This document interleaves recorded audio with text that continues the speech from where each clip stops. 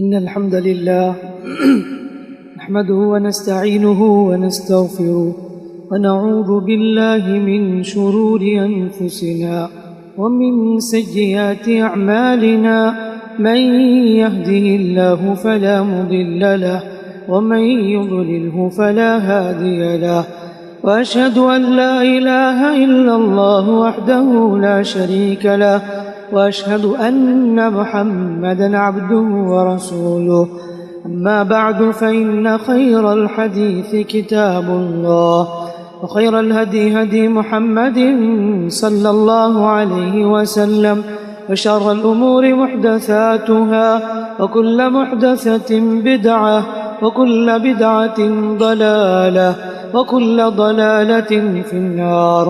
أعوذ بالله السميع العليم من الشيطان الرجيم. يا أيها الذين آمنوا اتقوا الله حق تقاته ولا تموتن إلا وأنتم مسلمون. بسم الله الرحمن الرحيم.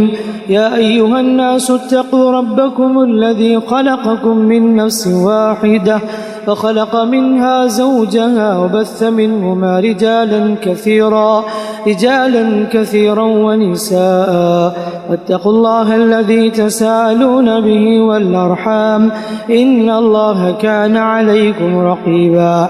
يا أيها الذين آمنوا اتقوا الله وقولوا قولا سديدا يصلح لكم أعمالكم ويغفر لكم ذنوبكم ومن يطع الله ورسوله فقد فاز فوزا عظيما.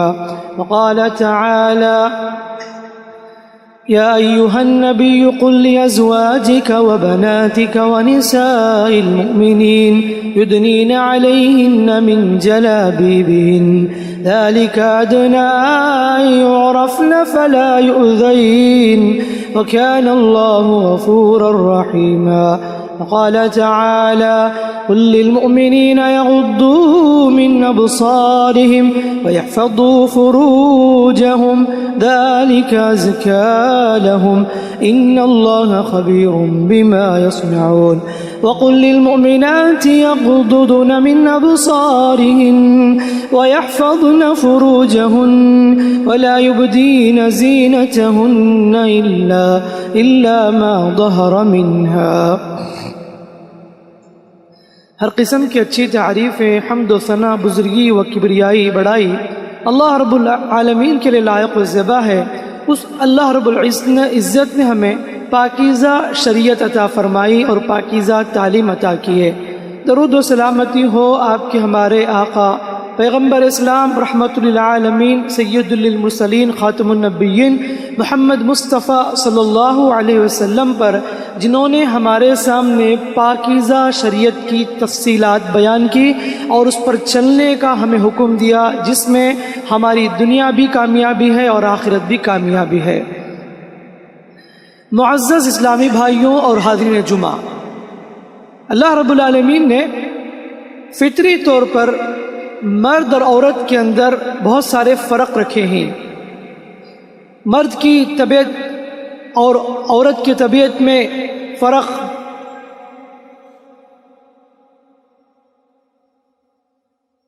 مرد کی ذمہ داری الگ، عورت کی ذمہ داری الگ. مرد عورت میں فرق طبیعت کے لحاظ سے، مرد قوت کے لحاظ سے مضبوط، عورت فطری طور پر کمزور.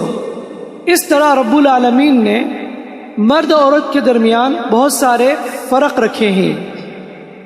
دونوں کی ذمہ داری الگ الگ، دونوں کی طبیعتیں الگ الگ، دونوں کی فطری نیچرل لحاظ سے، ہر لحاظ سے الگ الگ یہ اللہ تعالیٰ نے شریعت میں رکھی ہے. اسی لیے خاص کر کے عورت کو یہ تعلیم دی گئی کہ عورت چونکہ وہ فطری طور پر کمزور ہے اور اللہ تعالیٰ نے عورت کو حسن و جمال عطا کیا جو کہ مرد کو حاصل نہیں ہے. عورت کو حسن و جمال کے ساتھ ساتھ اس کی آواز میں ایسی کشش رکھی ہے جو کہ مردوں کے لیے آزمائش کا ذریعہ بن سکتی ہے. شریعت نے عورت کی عزت و ناموس کی حفاظت کی خاطر یہ خاص تعلیم دی کہ وہ اپنے حسن و جمال کو، زینت کو چھپائے رکھے، ظاہر نہ کرے۔ اگر عورت زیب و زینت کا اظہار کرے گی، حسن و جمال کا مظاہرہ کرتے رہے گی، تو ضرور وہ کسی نہ کسی ہوس پرست انسان کا شکار ہو سکتی ہے۔ بھائیوں، آج current topic, burning topic social media سے لے کر عوام الناس کی زبان تک حجاب کا ٹاپک ہے۔ ہر کوئی حجاب کے بارے میں گفتگو کرتا ہے۔ کچھ لوگ حجاب کے فیور میں بات کرتے ہیں تو کچھ لوگ حجاب کے خلاف بات کرتے ہیں۔ کچھ لوگ اس انداز سے پیش کرتے ہیں، اس کا مفہوم حجاب کا غلط پیش کیا جا رہا ہے، اس لیے کہ ان لوگوں کو حجاب کا صحیح ڈیفینیشن معلوم نہیں ہے۔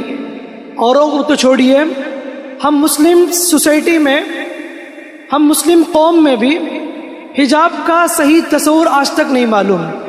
بہت سے لوگ ایسے ہیں، میجورٹی ایسی ہے مسلم کمیونٹی کی، سماج کی، جو حجاب کی اصلیت سے ناواقف ہے۔ سمجھتے ہیں حجاب کہ ایک چادر لٹکا لے، ایک برقع پہن لے تو یہ حجاب ہے، اور آج میڈیا حجاب کو ایک علامت کے طور پر پیش کرتی ہے۔ لوگ بھی اسے ایک علامت کے طور پر، مسلمانوں کی علامت حجاب، یہ تصور پیش کیا جا رہا ہے، حالانکہ حجاب اور پردہ علامت نہیں بلکہ ایک مذہبی تعلیم ہے، اللہ رب العالمین کا حکم ہے۔ حجاب ایک ویلیو ہے، حجاب ایک قدر ہے، جو ایک آئیڈیا ہے جس کو اپنانے سے عورت حفاظت رہے گی، نہ صرف مسلم عورت بلکہ ساری عورتوں کی حفاظت، پروٹیکشن حجاب میں ہے، پردے میں شریعت یہ خاص تعلیم دیتی ہے۔ اس لیے کہ عورت نام ہی ہے چھپانے کی چیز۔ عورت جو ہم اردو میں استعمال کرتے ہیں ورڈ، یہ عربی سے نکلا ہوا ہے، عورت کے معنی چھپانا۔ حضرت عمر بن خطاب رضی اللہ عنہ نے اللہ کے نبی صلی اللہ علیہ وسلم کو یہ مشورہ دیا تھا، اللہ کے رسول، آپ کے پاس ہر کوئی آتے جاتے ہیں، اچھے بھی آتے ہیں، برے بھی آتے ہیں، کیا یہ اچھا ہوتا کہ آپ ازواج مطہرات کو پردے کا حکم دیتے؟ ادھر مشورہ دیے، تھوڑی ہی دیر میں آیت نازل ہو گئی سورہ احزاب کی، یا ایھا النبی قل لازواجک وبناتک ونساء المؤمنین یدنین علیہن من جلابیبہن، اے نبی کہہ دو مومن عورتوں سے اور اپنی بیویوں سے اور سارے اپنی بیٹیوں سے کہ وہ جلباب اپنائیں، حجاب اختیار کرے، پردے لٹکا لیا کرے گھر سے نکلتے ہوئے، ذالک ادنی ان یعرفن فلا یؤذین، یہ اس لیے کہ زیادہ قریب ہے کہ پہچان لی جائے کہ شریف عورت ہے، پاک عورت ہے۔ وہ سمجھتی ہے کوئی عورت حجاب اختیار کرے تو گویا کہ وہ کہنا چاہتی ہے کہ میری عزت اور ناموس اسی میں ہے، میں اپنے آپ کو پاک سمجھتی ہوں اور کوئی میری طرف غلط نگاہ نہ ڈالے۔ ذالک ادنی یعرفن فلا یؤذین، اصل میں مدینے میں کچھ منافق لوگ تھے جو لڑکیوں کو چھیڑا کرتے تھے۔ اللہ نے بتایا کہ اگر حجاب اپنا لیں، پردے کا اہتمام کر لیں، تو عورت پہچان لی جائے گی، وہ ستائی نہیں جائے گی، تو شریف عورت سمجھی جائے گی، اس کو تکلیف نہیں ہوگی۔ یہ اللہ تعالیٰ نے حکم دیا، خاص تعلیم۔ تو جلباب یہاں پر جو ورڈ استعمال کیا گیا، جلباب کسے کہتے ہیں؟ ایسی چادر جو سر سے لے کر پیر تک پوری طریقے سے بدن چھپ جائے، اس کو کہتے ہیں جلباب۔ پرانے زمانے میں ہماری نانی دادی جو بھی ہیں، وہ لوگ جو اپناتے تھے اسی کو جلباب کہتے ہیں۔ سفید کپڑے میں لپیٹ لیتی تھی عورت اپنے آپ کو گھر سے نکلتے ہوئے، وہی ڈیفینیشن جو قرآن میں جلباب، وہی اصل ہے۔ لیکن آج وہ سسٹم گیا، آج برقعے کا سسٹم آ گیا۔ ٹھیک ہے، کوئی غلط نہیں ہے، اللہ کا حکم یہ ہے کہ سر سے لے کر پیر تک پورا جسم چھپ جائے، اس لیے کہ عورت نام ہی ہے چھپانے کی چیز، اس لیے کہ اللہ نے اس کے اندر ایسی کشش رکھی ہے جو کہ آسانی کے ساتھ مرد اس کی جانب اٹریکٹ ہو جاتا ہے، متوجہ ہو جاتا ہے۔ اسی لیے حکم ہوا کہ خاص تعلیم ہوئی کہ تم اپنے پردوں کو، اپنے جسموں کو چھپایا کرو۔ لیکن آج برقعے کے نام سے کتنا مذاق ہوتا ہے۔ برقع کا مقصد بدن چھپانے کے لیے، زینت کو چھپانے کے لیے، لیکن آج مارکیٹ میں آپ دیکھ سکتے ہیں کتنے ڈیزائن کے برقعے، جس میں پورے نقش و نگاری، پورے اس میں ورک کیا ہوا برقع، کبھی ہاتھ کے پاس ورک کر کے ہیں، کبھی پیٹھ میں ڈیزائن ہیں، کبھی کمر اتنی ٹائٹ ہے جسے پہن کر عورت کی کمر پتہ چل جائے اور اس کا سٹرکچر پر نظر آنے لگے۔ اتنے ٹائٹ فٹنگ برقعے آج مارکیٹ میں ہیں، اور افسوس یہ ہے کہ اچھے اچھے گھرانے کی عورتیں بھی اس طرح کے لباس پہنا کرتی، دیندار گھرانے کی بھی عورتیں کو معلوم نہیں ہے، سمجھتے ہیں کہ بس باہر نکلنا ہے تو پہن لینا ہے، اور کسی بھی کیسے بھی قسم کا برقع کیوں نہ ہو۔ اور افسوس ہوتا ہے اس باپ پر جو گھر کا ذمہ دار ہے، اس کی بیٹی ایسی عجیب قسم کے لباس برقعے کے نام سے پہنتی ہے اور خاموش دیکھتا رہتا ہے، اور اس شوہر کو غیرت بھی نہیں آتی کہ اس کی بیوی بازار میں اس کے ساتھ جا رہی ہے، پورے برقعے ڈیزائن سے بنے ہوئے ہیں، نہ دیکھنے والا بھی اس کی طرف دیکھتا ہے۔ جو برقع کے بدن کو چھپانے کے لیے برقع تھا، اتنے اس پر ورک کیے گئے، اتنے ڈیزائن ہیں، اور ایسا لگتا ہے کہ اس کو چھپانے کے لیے ایک اور برقعے کی ضرورت ہے۔ کالے برقعے کو بھی فتنے تازہ کہیے، شاعر کہتا ہے کہ آج کے سچویشن کو رکھ کر یہ انہوں نے شعر پیش کی ہے کہ آج کی عورتیں کیسے کیسے برقعے استعمال کرتی ہیں، اور باقاعدہ مارکیٹ میں جا کے دکان والوں کے پاس نئے ڈیزائن کے برقعے خریدتے ہیں کہ میرے لیے ہاتھ میں ایسا ورک ہونا چاہیے، اس میں کنکر ہو، اس میں موتی ہو، سینے کے پاس یہ ہو، وہ ہو، فلاں فلاں، اور ایسے ہی لاتے بھی ہیں گھر کے بڑے ذمہ دار۔ کچھ بے احساس بھی نہیں، شرم و حیا مر چکی ہے۔ کالے برقعے کو بھی فتنہ تازہ کہیے، کالے برقعے کو بھی فتنہ تازہ کہیے، پردہ نہیں پردے کا جنازہ کہیے۔ دکھنے میں وہ پردہ نہیں ہے، بلکہ یوں سمجھو کہ جنازہ جا رہا ہے، نہ دیکھنے والا بھی اس کی جانب متوجہ ہوتا ہے۔ اللہ کا جو حکم جلباب کا ہے، مطلب یہ ہے کہ جسم ڈھانپے، سیدھا سادہ لباس ہو جس میں عورت مکمل طریقے سے کور ہو جائے۔ بھائیوں، جہاں حجاب کی بات آتی ہے، پردے کی بات آتی ہے، موسٹلی لوگوں کے ذہن عورت کی طرف جانے، عورت کا برقع تصور کیا جاتا ہے، حالانکہ شریعت میں حجاب کا ڈیفینیشن بہت وسیع ہے۔ یہ بہت کم علمی ہے، ناواقفیت ہے کہ صرف برقع لٹکا لیں تو ہماری ذمہ داری ہو جائے گی، اور عورتیں جہاں چاہے جیسے چاہے بازار میں جائے، مردوں کی محفل میں گھس کر جائے اور زور زور سے چلا چلا کر بازاروں میں بولتی رہے، بات کرتی رہے، اور بس ہم حجاب کر لیے، یہ نہیں ہے۔ اور مرد سمجھتے ہیں کہ عورت کے لیے حجاب ہے، یاد رکھنا شریعت میں مردوں کو بھی حجاب ہے، مردوں کا بھی حجاب ہے، جیسے عورت کو حجاب کا حکم ہے مردوں کو بھی حجاب ہے۔ شریعت پہلے یہ طے کرتی ہے مردوں سے کہ تمہارا ستر، حجاب کمر سے لے کر گھٹنے تک چھپانا ضروری ہے، اگر وہ ظاہر ہو تو گناہ ہے، چھپانا ضروری ہے۔ اگر آپ کا ران کا حصہ نظر آئے یا پیچھے کا حصہ نظر آئے تو اس میں نماز بھی جائز نہیں ہے۔ یہاں پر میں ایک بات کہنا چاہوں گا، ہمارے نوجوان ایسے جینس استعمال کرتے ہیں، ایسے ٹائٹ فٹنگ پینٹ پہنتے ہیں جو سجدے کو جاتے نعوذ باللہ پورا ان کا سٹرکچر نظر آتا ہے، وضو کے لیے جھکتے ہیں تو پیچھے کا پورا حصہ نظر آتا ہے، اس کی نماز تو خراب، پیچھے والے کی نماز بھی خراب۔ کیسے دل گوارا کرتا ہے ایسے لباس؟ کیا اسلام اس کو الاؤ کرتا ہے؟ کیوں نہیں سوچتے؟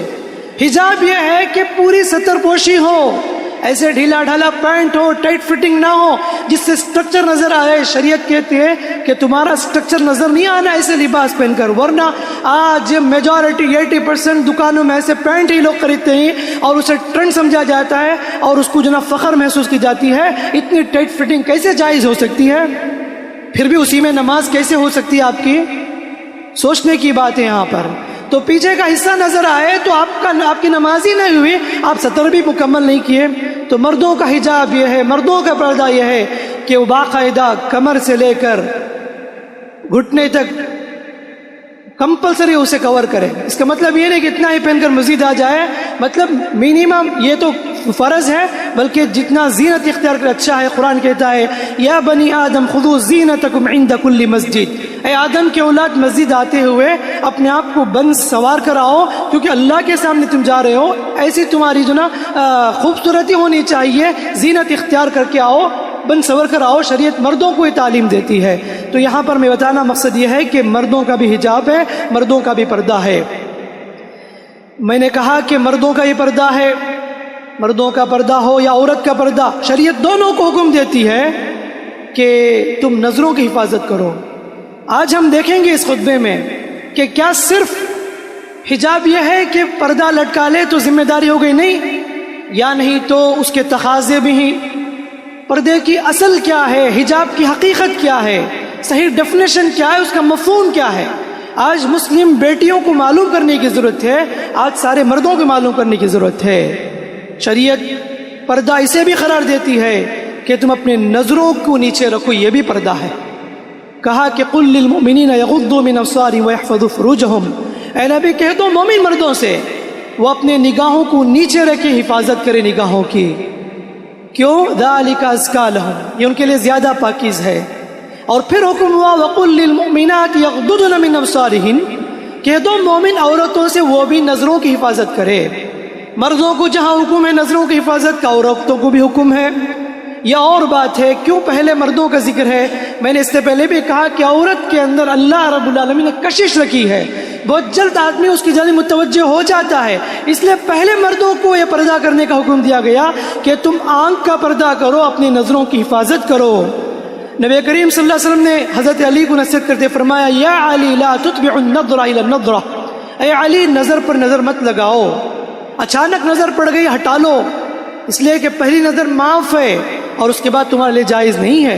اچانک کسی لڑکی پر اگر نظر پڑ جائے پھر ہٹا لیے تو الگ مسئلہ ہے. نظر پر نظر, اسی عورت کو دیکھنا, اسی بے حیائی چیز جو بھی عورت ہی نہیں ہے, گندی تصویر ہو یا موبائل میں گندی تصویر ہو یا وال پیپرز ہو یا اسی طریقے سے ویڈیوز, جو بھی سب اس میں آ گئی نظروں کی حفاظت میں. وَقُلْ لِلْمُؤْمِنَاتِ يَغْضُضْنَ مِنْ أَبْصَارِهِنَّ, تو یہ نظروں کی حفاظت بھی پردہ ہے. تو پہلی چیز نظروں کی حفاظت بہت ضروری ہے. نظروں کی حفاظت کے بغیر آپ اپنے دل کو پاک نہیں رکھ سکتے. نظروں کی حفاظت کے بغیر آپ بے حیائی سے بچ نہیں سکتے. نظروں کی حفاظت کے بغیر آپ با اخلاق نہیں بن سکتے. نظروں کی حفاظت کے بغیر آپ زنا سے نہیں بچ سکتے. اسی لیے اللہ تعالیٰ نے زنا کے راستے میں پہنچانے والی جو جو اسباب ہیں سب پر لاک لگا دی, سب پر روک لگا دیا. کہا کہ تم اسے بچو گے تو تب زنا سے بچ جاؤ گے, نظروں کی حفاظت کرو گے تو زنا سے بچ جاؤ گے. وَلَا تَقْرَبُوا الزِّنَا, کہا کہ زنا کے قریب بھی نہ جاؤ. یہ نہیں کہا کہ زنا نہ کرو, زنا کے قریب بھی نہ جاؤ. نظروں کو آزاد کر دیں گے تو یقیناً وہ آدمی کسی عورت کی عشق میں مبتلا ہوگا کہ اس عورت کے چکر میں پڑ جائے گا, نتیجے میں زندگی میں بڑے نقصان کا سامنا کرنا پڑے گا اور خود کی عزت بھی برباد, خاندان کی عزت بھی برباد, اور کیا کچھ ہوتا ہے آپ بہتر جانتے ہیں. تو پردہ صرف لباس نہیں ہے, پردہ نظروں کا ہے. اور شریعت نے عورت کو یہ تعلیم دی کہ صرف برقع پہن لینا کافی نہیں ہے.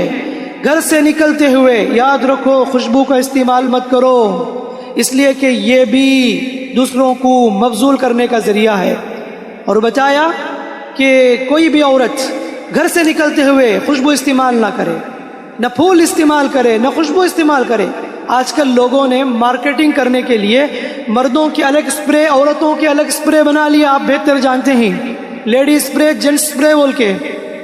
تو شریعت کہتی ہے کہ مردوں کو جائز ہے کہ وہ ان کی خوشبو پہلے, لیکن عورت کو اجازت نہیں کہ گھر سے نکلتے ہوئے ایسے خوشبو استعمال کرے جو پوری طریقے سے ماحول کو معطر کر دے.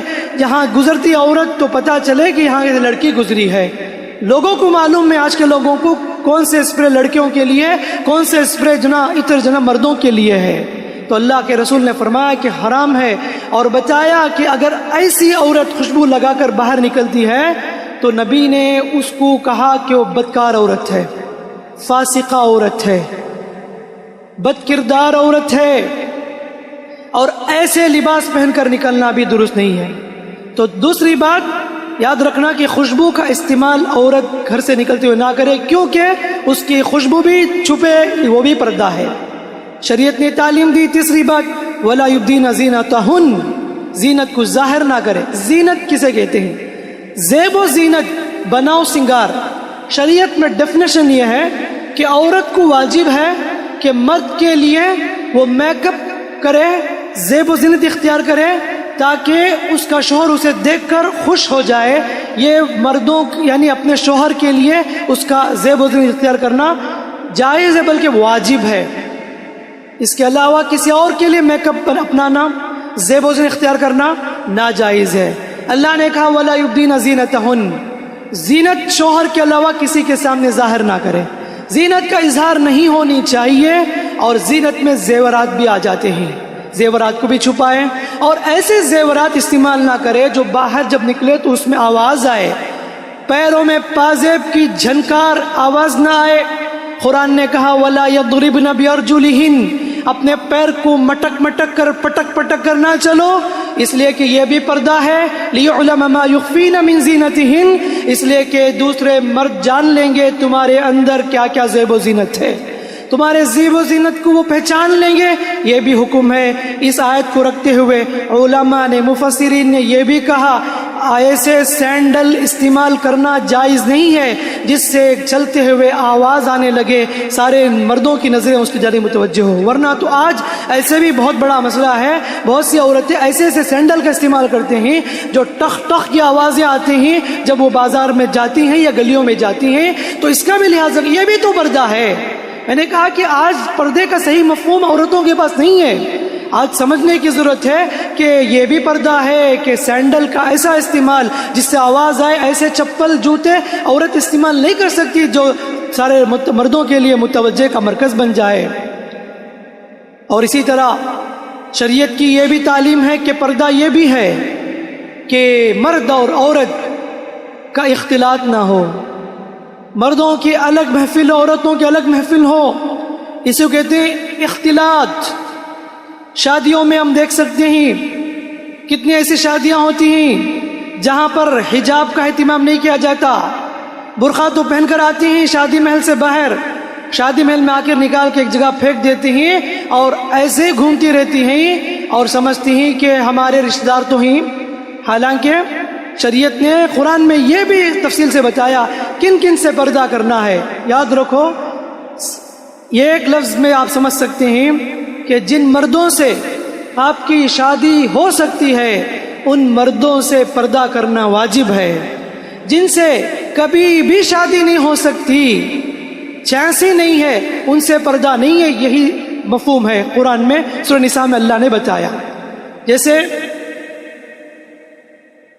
اللہ نے حرمت علیکم امہاتکم، ماں سے کوئی پردہ نہیں، باپ سے شادی نہیں ہو سکتی، ماں سے، باپ سے نہیں، بیٹی سے نہیں، بہن سے نہیں، خالہ سے نہیں، پھوپھی سے نہیں، پردہ نہیں، کوئی مسئلہ نہیں ہے. اسی لیے کہ ان سے شادی نہیں ہو سکتی. تو جن سے شادی ہرگز نہیں ہو سکتی ان سے کوئی پردہ نہیں ہے. جن سے شادی ہو سکتی ہے ان سے پردہ کرنا ضروری ہے. خلیری بہن ہے، خالہ کی بیٹی ہو یا ماموں کی بیٹی ہو یا چاچا کی بیٹی ہو یا پھوپھو کی بیٹی ہو، سب سے پردہ کرنا ضروری ہے. مامی سے پردہ کرنا ضروری ہے. کیوں؟ ماموں کے انتقال کے بعد مامی سے شادی ہو سکتی ہے. چاچی سے حجاب کرنا ہے، پردہ کرنا ضروری ہے. کیوں؟ چاچا کے انتقال کے بعد چاچی سے شادی ہو سکتی ہے. بھابھی سے پردہ کرنا ضروری ہے. کیوں؟ بھائی کے انتقال کے بعد بھابھی سے شادی ہو سکتی ہے. سالی سے پردہ کرنا ہے ضروری. کیوں؟ اس لیے کہ بیوی کے انتقال کے بعد سالی سے چاہے تو شادی ہو سکتی ہے. یہ کتنی تفصیلات شریعت نے بتائی. اسی لیے ضروری ہے آج سورہ نساء، سورہ نور، سورہ احزاب، یہ 3 صورتیں ہر گھر میں عورتیں پڑھنے کی ضرورت ہے. جس گھر میں یہ 3 صورت کی تعلیم ہو، تفصیل سے پڑھ لے، ماشاءاللہ گھر کی کتنی برائیاں ختم ہو جائیں گی. سورہ نساء، سورہ نور، سورہ احزاب تفصیل سے خواتین کے احکامات، مسائل، جوائنٹ فیملی کے مسائل، پردے کے احکامات، گھر میں کیسے داخل ہونا ہے، روم میں کس طرح اجازت لینا ہے، کتنی بار اجازت لینا ہے، کون بغیر اجازت کے روم میں آ سکتے، کون نہیں آ سکتے، یہ ساری تفصیلات موجود ہے. اپنی بیٹیوں کو، اپنی بیوی کو، اپنے گھر کی عورتوں کو ضرور حکم دیا کرو یہ 3 صورتیں سیکھ لیا کرے. تو اختلاط ہرگز بھی اجازت نہیں ہے. اسی لیے شریعت نے مسجد میں بھی یہ حکم دی کہ مسجد میں اگر عورت کے انتظام ہو تو ان کی الگ جگہ سپریٹ ہونی چاہیے، مرد عورت کے اختلاط نہ ہو. اور نکلنے کی جگہ بھی الگ ہونی چاہیے، عورتوں کے لیے الگ نکلنے کی جگہ، مردوں کے لیے الگ انٹرس ہونی چاہیے. یہاں تک شریعت کی تعلیم ہے. تو پردہ یہ بھی ہے کہ ایک ہی جگہ میں ایک ہی مجلس میں مرد عورت کا اختلاط ہو ہرگز بھی درست نہیں ہے. اس سے بڑھ کر بڑا نازک مسئلہ شریعت اسے روکتی ہے. پردہ یہ بھی ہے کہ اجنبی لڑکا لڑکی دونوں تنہائی میں نہ رہے. لا یخلون رجل بامرأۃ، نبی نے کہا کہ ہرگز بھی کوئی اجنبی لڑکا لڑکی کے ساتھ تنہائی میں نہ رہے، اس لیے کہ اگر تنہائی میں رہیں گے نبی فرماتے ہیں تیسرا شیطان وہاں داخل ہو جاتا ہے اور ذہنوں کو خراب کرتا ہے. لوگ کہتے ہیں ہماری عمر تو ہو گئی، ہمارے اندر وہ فیلنگ نہیں ہے، وہ جذبہ نہیں ہے. شریعت کی تعلیم ہے آپ کی کتنی عمر بھی کیوں نہ ہو، عمر کی کوئی قید نہیں ہے. حکم ہے کہ کوئی بھی مرد کوئی بھی عورت اجنبی ہرگز بھی تنہائی میں نہ رہے. تیسرا شیطان داخل ہو جاتا ہے. کتنے ایسے واقعات تنہائی میں رہنے کی وجہ سے، کتنے واقعات آپ میرے سے بہتر جانتے ہیں، اللہ حفاظت کرے. تو تنہائی بھی پردہ ہے، جائز نہیں ہے بغیر محرم کے. حتیٰ کہ ڈاکٹر کے پاس بھی جاتے ہیں عورت اکیلی نہ جائے، اپنے بھائی کے ساتھ جائے، اپنے شوہر کے ساتھ جائے. وہ اگر اجنبی مرد ہے ڈاکٹر اس کے پاس اکیلے نہیں جا سکتی. کیا تفصیلات سبحان اللہ شریعت نے دی ہے. ان چیزوں پر عمل کرنا پردہ ہے، یہ بھی پردے میں شامل ہے. اس کو اگنور نہیں کر سکتے، اس کو نظر انداز نہیں کر سکتے. شریعت کی خاص تعلیمات میں سے ہی بتانا مقصد یہ ہے میرے بھائیوں، یہ چیپٹر بہت تفصیل طلب ہے. اتنا کہوں گا کہ آج پردے کے کیا کیا تقاضے ہیں، پردے کی حقیقت کیا ہے، پردے کی اصل روح کیا ہے، اسے سمجھنے کی ضرورت ہے. اور اس میں بھی میں نے کہا کہ حجاب یہ علامت نہیں ہے، حجاب ایک آئیڈیا ہے، حجاب ایک طرز زندگی گزارنے کا ایک سلیوشن اس میں ہے کہ اگر اس کو اپنائے گی تو عورت حفاظت محسوس کرے گی. وہ بھی ایک حصہ ہے، لیکن صرف برقع ہی پہن لے تو بس ہے، اور عورت اندر جینس پینٹ اور ٹی شرٹ پہن لے اور اوپر برقع پہن لے، یہ بھی تو عجیب مسئلہ ہے.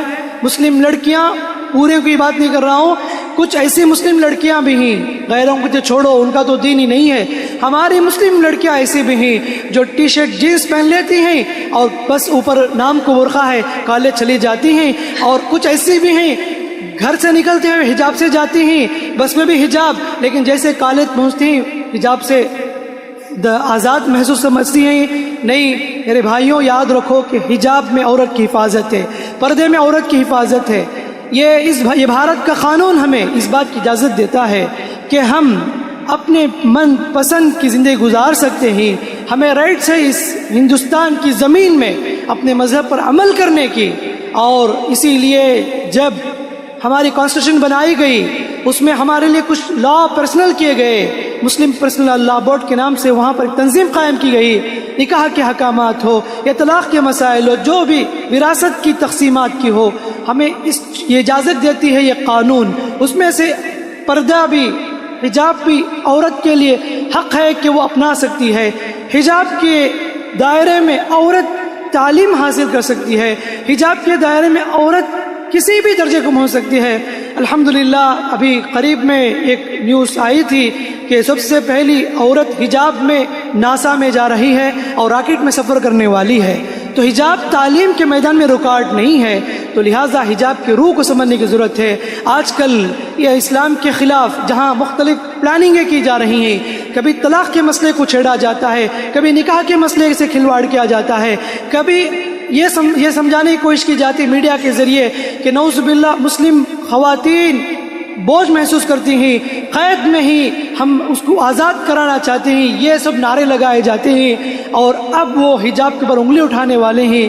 جو بھی قانونی کارروائی ہے مسلم سماج کو یہ قانونی طور پر اس کو انجام دینے کی ضرورت ہے، اور لا اینڈ آرڈر کے اندر اس مسئلے کو حل کرنے کی ضرورت ہے. اس لیے کہ دشمنوں کی یہی سازش ہوتی ہے کسی بھی طریقے سے اسلام کو بدنام کرے، لیکن اللہ کا بھی یہ قانون رہا ہے جتنا بھی اسلام کے خلاف بھوکیں گے اللہ رب العالمین اتنی ہی عزت اسلام کو عطا کرے گا. پھونکوں سے چراغ بجھایا نہ جائے گا، پھونکوں سے چراغ بجھایا نہ جائے گا، وہ شمع کیا بجھے خدا جسے روشن کرے. اللہ جسے روشن کیا اسلام کو، اسلام کی تعلیمات پر عمل کرنا ہمارے پر حکم دیا ہے، ہم عمل کریں انشاءاللہ. عزت کی زندگی اسلام میں ہے. جو بھی حکم مردوں کو ہے عورت کو ہے، ایک ایک حکم بھی ہمارے فائدے کے لیے ہے، ہم اس پر عمل کریں گے، فخر محسوس کریں کریں گے اللہ ہمیں عزت عطا کرے گا. دنیا ہزار کوششیں کر لے، عزت دینے والا اللہ تعالیٰ ہے، مومنوں کی مدد کرنے والا اللہ رب العالمین ہے. اللہ تعالیٰ کی حمایت انشاءاللہ ہم مسلم قوم کے ساتھ ہوگی. دعا ہے رب العالمین سے اللہ رب العالمین خاص کر کے ہندوستان کے مسلمانوں پر رحم کا معاملہ فرمائے. اللہ رب العالمین جہاں بھی مسلمان پریشان ہیں اللہ ان کی پریشانی کو دور فرمائے. اللہ دشمنوں کی چال کو، سازش کو ناکام کرے، نامراد کرے، برباد کرے. جو بھی اسلام کی جانب انگلی اٹھاتے ہیں، اسلام پر کیچڑ اچھالتے ہیں، اللہ ہمارے نظروں کے سامنے انہیں عبرت کا نشان بنائے.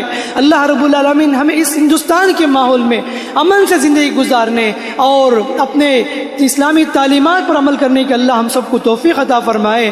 ہماری مسلم خواتین کو اللہ تعالیٰ عزت کی زندگی عطا فرمائے اور سارے لوگوں کو، مسلم خواتین کو حجاب کی پابندی کرنے، ہر قسم کے غلط کام سے بچنے کے اللہ تعالیٰ توفیق عطا فرمائے اور معاشرے سے بے حیائی، بدکاری جیسے بری صفات سے اللہ تعالیٰ ہم سب کی حفاظت فرمائے. اللہ ہمیں ایمان اسلام کی زندگی عطا فرمائے.